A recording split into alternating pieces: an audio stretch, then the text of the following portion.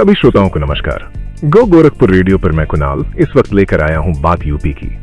इसमें मैं आपको बताऊंगा यूपी की आज दिन भर की राजनीतिक और सामाजिक गतिविधियों का लेखा जोखा। सबसे पहले बात करते हैं आज दिन भर की सुर्खियों की। हाईकोर्ट का बड़ा फैसला, दरोगा भर्ती 2021 का निरस्तीकरण रद्द, 3 महीने में भर्ती पूरी करने का निर्देश। कानपुर में आईआईटी के कार्यक्रम में सीएम योगी आदित्यनाथ ने भारत डीप टेक 2025 पर की बात। रामपुर में जीएसटी रजिस्ट्रेशन के नाम पर 15,000 रुपए की रिश्वत लेते सहायक आयुक्त गिरफ्तार। यूपी में मानसून की मार, बाढ़ से बिगड़े हालात, नदियों का जलस्तर बढ़ा 48 घंटे में और बारिश का अलर्ट।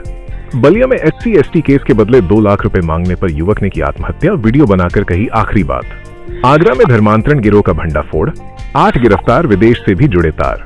और लखनऊ में फर्जी IAS गिरफ्तार, 6 लग्जरी गाड़ियों के काफिले में घूमता था। आइए अब इन सभी खबरों को विस्तार से जानते हैं।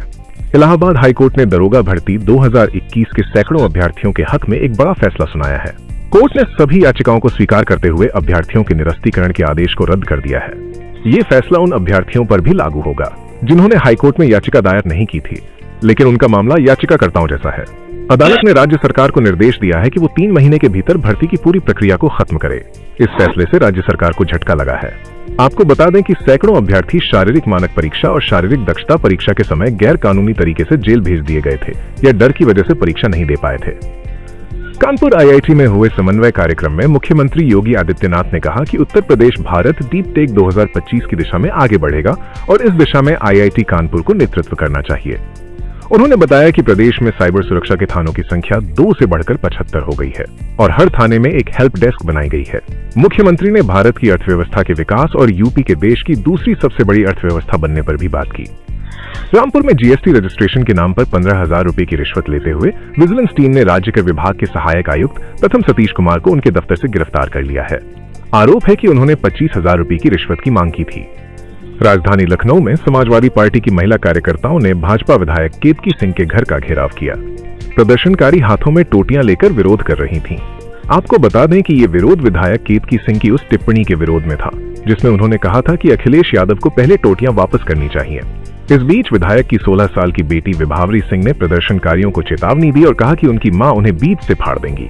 पुलिस ने मौके पर आकर सपा कार्यकर्ताओं को वहां से हटाया।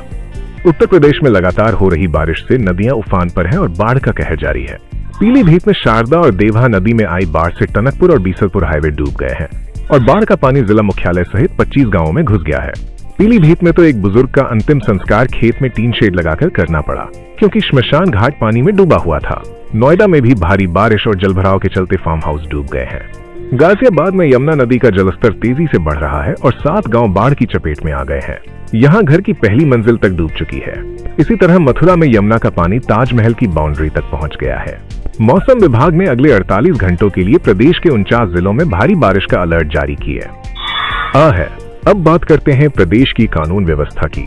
कानपुर के चकेरी थाने में इंस्पेक्टर संतोष कुमार शुक्ला, तत्कालीन सनिगवा चौकी प्रभारी अंकित खटाना और 4 अन्य पुलिसकर्मियों के खिलाफ डकैती, चोरी, दंगा कराने समेत 7 गंभीर धाराओं में मामला दर्ज किया गया है। एक महिला संगीता जायसवाल ने आरोप लगाया है कि इन पुलिसकर्मियों ने दूसरे पक्ष के लोगों से मिलकर उनकी जमीन पर जबरन कब्जा करवाया और उनका करीब 1.5 करोड़ रुपए का सामान और 6 लाख रुपए के गहने लूट लिए। आरोप है कि उनके परिवार से मारपीट भी की गई। ये मामला हाईकोर्ट में चल रहा था, इसके बावजूद पुलिस ने ये कार्रवाई की। बलिया में 22 साल के एक युवक अंकुर ने आम के पेड़ पर फांसी लगाकर आत्महत्या कर ली। आत्महत्या से पहले उसने एक 3 मिनट 24 सेकंड का वीडियो बनाया। इसमें उसने बताया कि अनुसूचित जाति के एक परिवार से झगड़े के बाद उस पर झूठा SC/ST एक्ट का मुकदमा न दर्ज करने के लिए 2 लाख रुपए की मांग की जा रही थी। उसने कहा कि वो अपने चरित्र पर लगे दाग को मिटा नहीं पाएगा। ये मामला नगरा थाना क्षेत्र का है और पुलिस जांच कर रही है।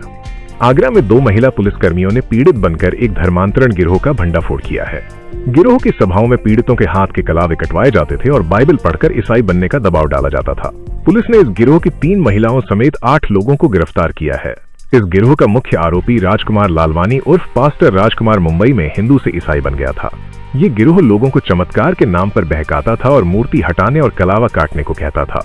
पुलिस को इस गिरोह के तार विदेश से भी जुड़े होने का शक है। अयोध्या में एक रिटायर्ड टीचर की 25 साल की बेटी सौम्या शुक्ला ने ट्रेन के आगे कूदकर आत्महत्या कर ली। उसके शव के पास से मिले आईफोन पर लगातार लोन वसूली के कॉल आ रहे थे। सौम्या ने दिल्ली से पोस्ट ग्रेजुएशन किया था। कोरोना के दौरान नौकरी छूटने के बाद वो घर आ गई थी।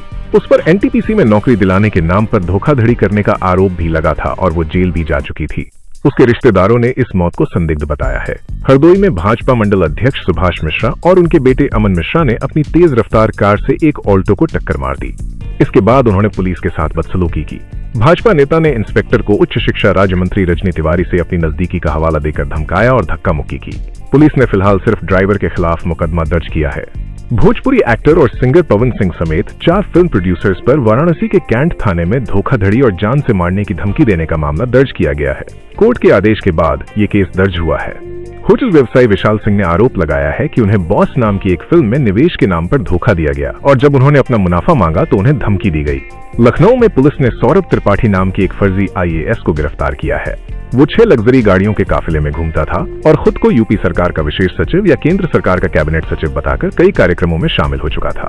उस पर लोगों से ठगी करने का आरोप है और उसके पास से फर्जी आधार कार्ड और सरकारी पास भी मिले हैं। बिजनौर में नायब तहसीलदार राजकुमार चौधरी ने अपने सरकारी आवास में लाइसेंसी पिस्टल से सिर में गोली मारकर आत्महत्या कर ली।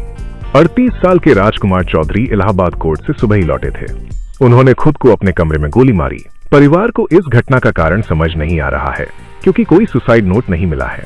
कन्नौज में गुंडा एक्ट के तहत 6 महीने के लिए जिला बदर घोषित किया गया सपा नेता कैश खां पुलिस से बचने के लिए अपने चचेरे भाई के घर की टांड पर गद्दा ओढ़कर छिपा हुआ था, जिसे पुलिस ने गिरफ्तार कर लिया। उसके खिलाफ 7 मुकदमे दर्ज हैं और वो मंदिर मस्जिद की जमीन पर अवैध कब्जे जैसे विवादों में भी रहा है। इसी के साथ बात यूपी की में फिलहाल इतना ही।